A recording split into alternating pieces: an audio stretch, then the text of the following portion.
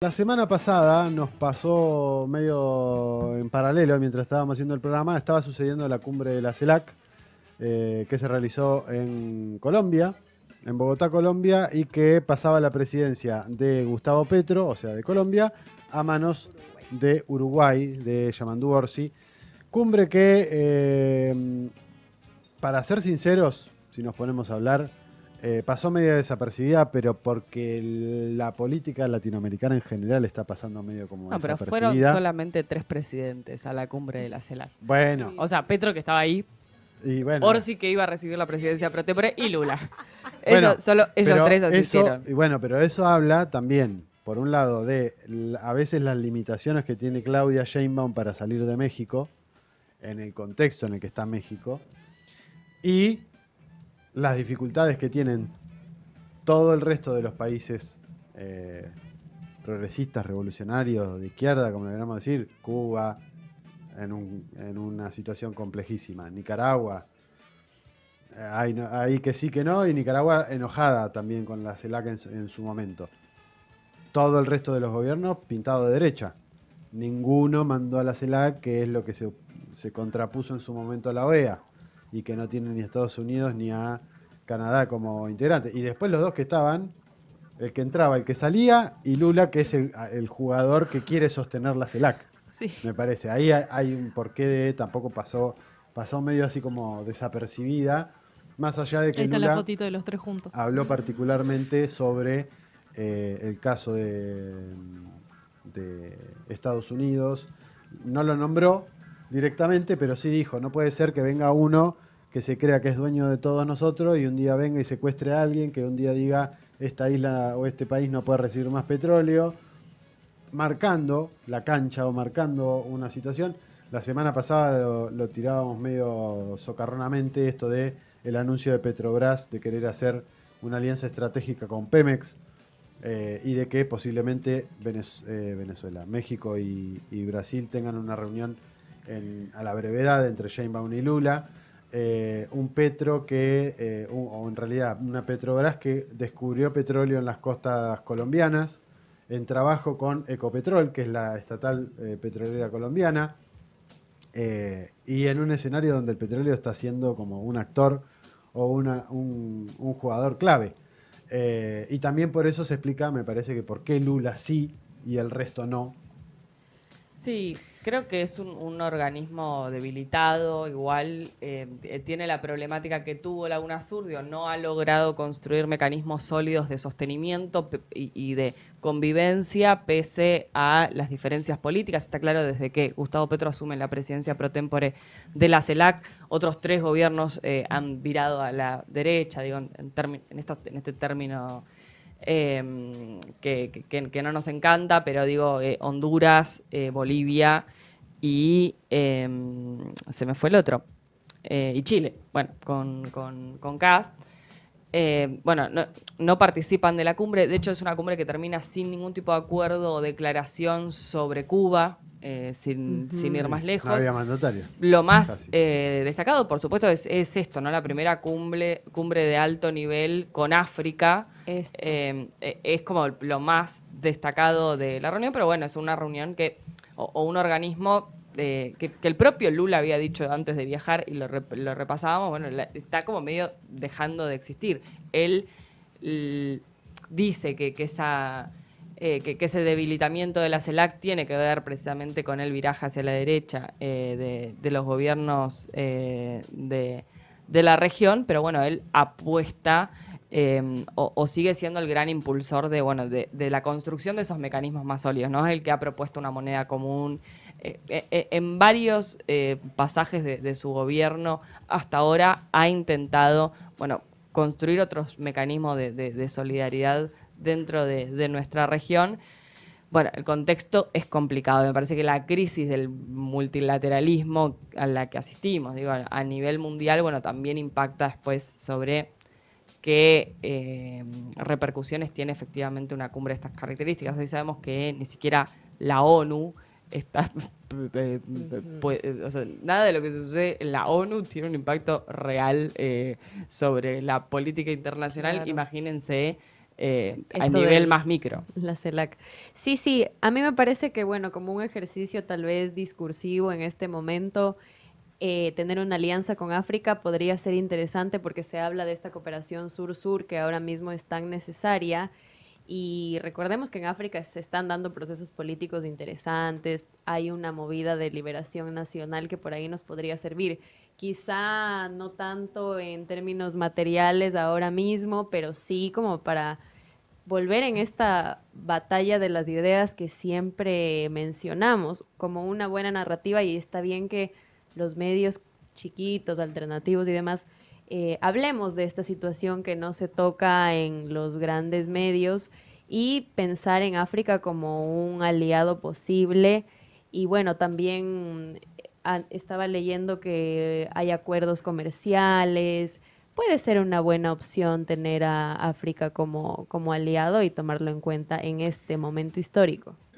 Sí.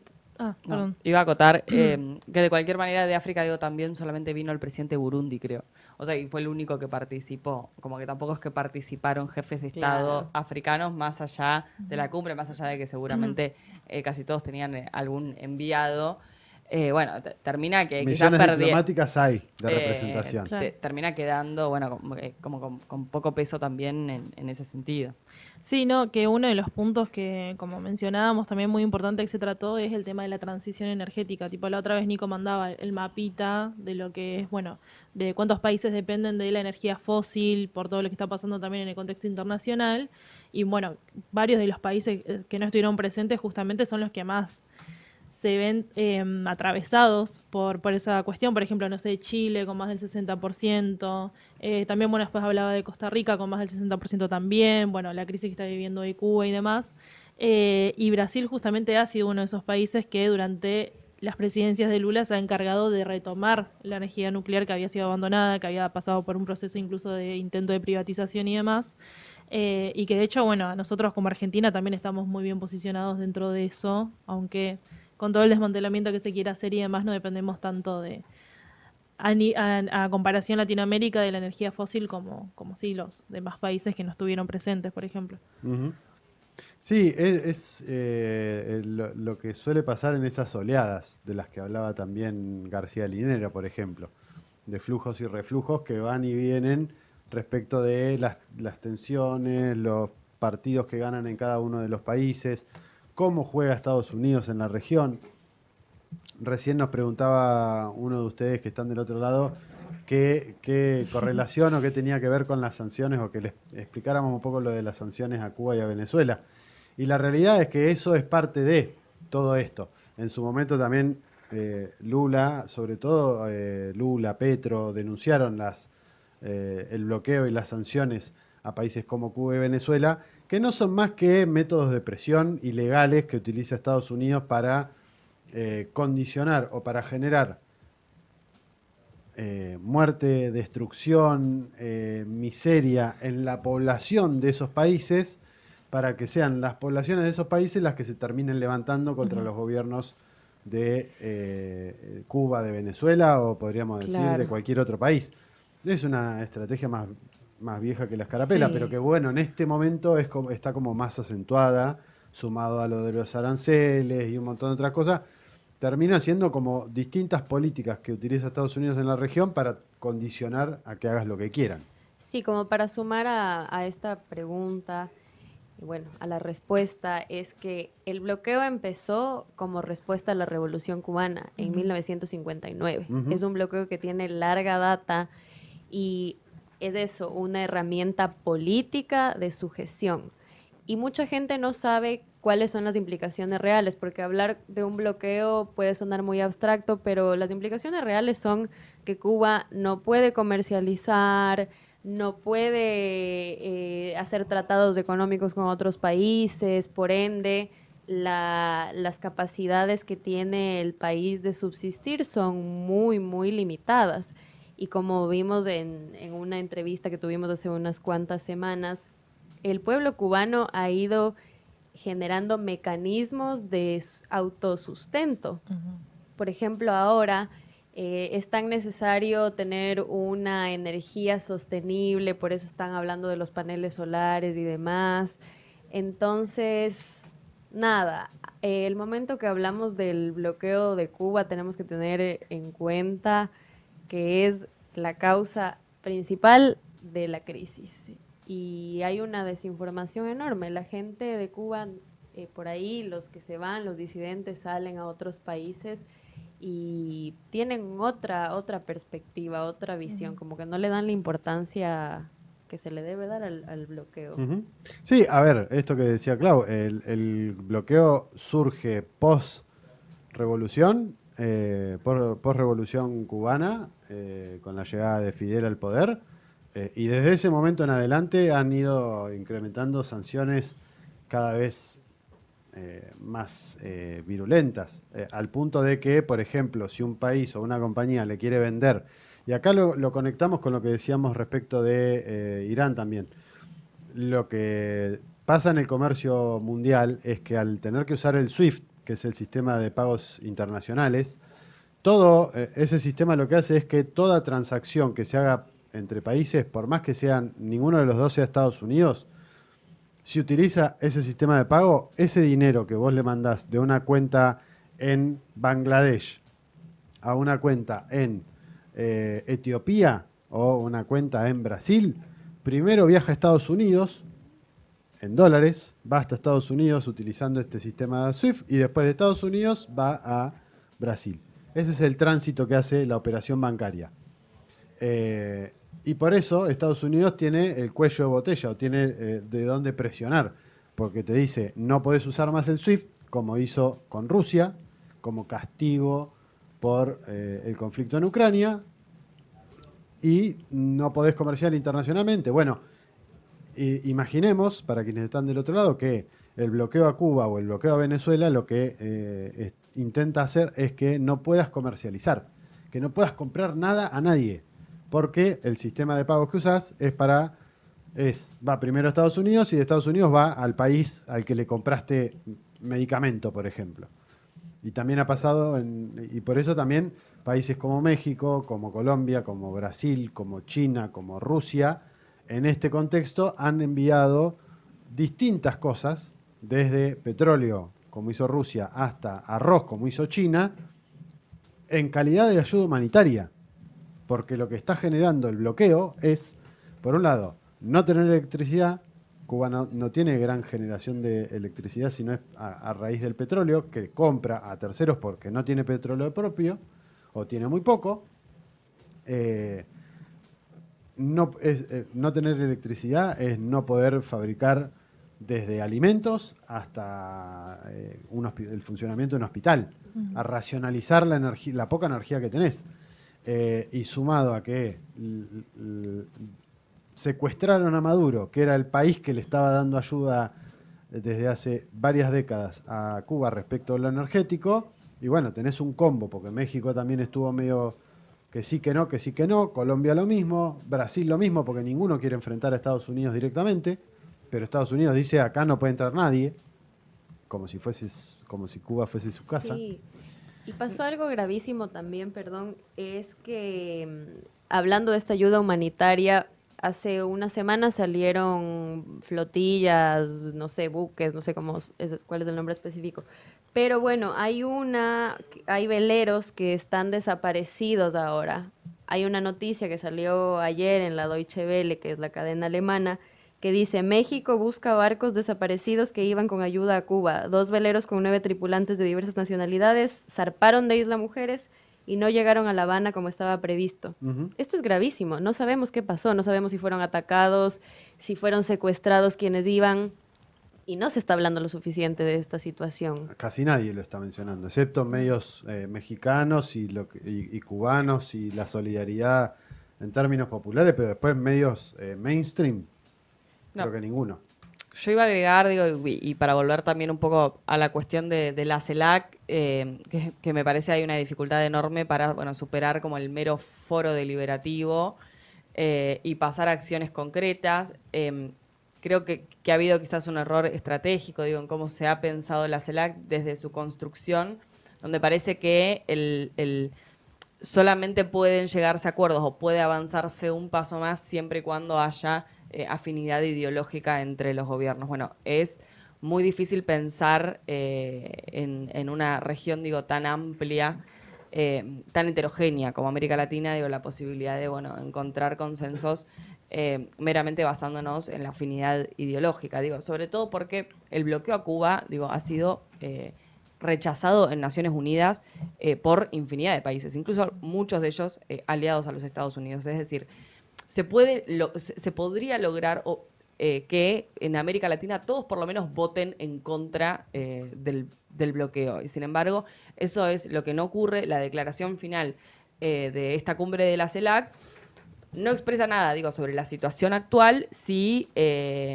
lo que dicen es, bueno, resolución pacífica de las controversias, no injerencia de los estados, o sea, lo mismo que dicen todas las declaraciones en ese plano, y en el párrafo de Cuba lo que dice es la necesidad de poner fin al bloqueo económico, comercial, financiero, así como la oposición a las leyes y regulaciones con efectos extraterritoriales. Este mismo párrafo dice que la designación de Cuba como un estado patrocinador del terrorismo por parte de los Estados Unidos ha introducido obstáculos a las transacciones financieras internacionales con la isla. Y de ese párrafo, o sea, la declaración final la firman todos los países, pero de ese párrafo se disociaron Argentina, Bolivia, Chile, Costa Rica, Ecuador, El Salvador, Honduras, Panamá, Paraguay, Perú y Trinidad y Tobago. Todos estos países, a excepción de Perú, los que viajaron a participar del Shield of the Americas junto a Donald Trump. Se disocian de ese párrafo, no lo firman. Es decir, ni siquiera hay un consenso sobre una cuestión, digo, que me parece debería ser transversal, digo, porque así como existió el bloqueo a Cuba o existían las sanciones, digo, eso puede pesar sobre de pronto cualquier país con gravísimas consecuencias para el pueblo, digo, para las personas que habitamos estos territorios. Y es muy difícil, digo, cuando, bueno, países que mañana podrían ser víctimas de un bloqueo similar, bueno, no se dan cuenta de la gravedad que tiene el bloqueo. Podría haber, digo, un montón de otras cuestiones, pero bueno, me parece que el hecho de que la CELAC hoy no pueda avanzar hacia un consenso, por lo menos, de algunas cuestiones básicas, más allá de América Latina es una zona de paz, y ese me parece que es como el único acuerdo, y que te diría está hasta tambaleando. Bueno, es muy difícil. Parece que un organismo subsista con estas condiciones. Sí, bueno, otra cosa que también decía Lula, o como que atribuía esta cuestión de, no sé si decirle como el fracaso al que está yendo la CELAC, sino como esta imposibilidad de poder llevar planes sólidos, es la imposibilidad de poder tener un banco en conjunto en nuestra América, que eso se ha hablado justamente en el contexto de Nolalca y demás, y que, por ejemplo, no sé, pienso en esta reunión con África. África sí lo está intentando llevar a cabo justamente para salir de estos bloqueos, para salir de la amenaza extranjera del imperialismo. Y es un punto al que Lula como que recalca, bueno, esto también es como una deuda que tenemos y que nos está imposibilitando a que este organismo pueda llevar planes a cabo y no solo se quede en una mesa de diálogo que después no se puede sostener. El que apareció fue Xi Jinping. Mandó un saludito a la CELAC cuando... Un amigo. El bárbaro. Él dijo, yo voy a aprovechar, esta es la mía. Total. Trump está en una... En Asia Occidental. Tan entretenido con otras cosas. Yo voy a mandar un saludito acá para que digan, China... Yo quiero hacer una denuncia. Está presente. ¿Qué vas a denunciar? ¿Qué es este sexto programa de Marcha Gigante? Poco se ha hablado de China.